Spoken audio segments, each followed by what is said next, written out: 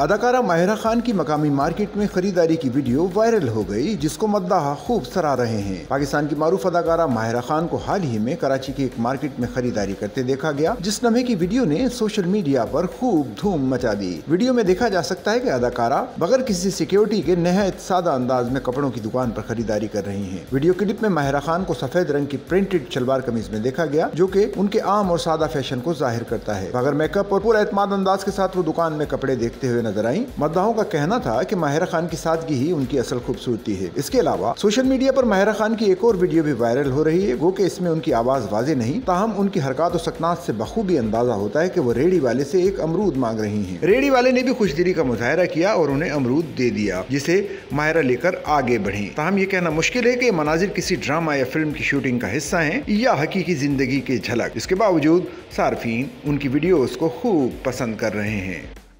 Sachal news network की videos में खुशामदीद। नाजरीन, वीडियो से मुतालिक अपनी कीमती राय का इजहार कमेंट बॉक्स में ज़रूर करें और चैनल को सब्सक्राइब करें।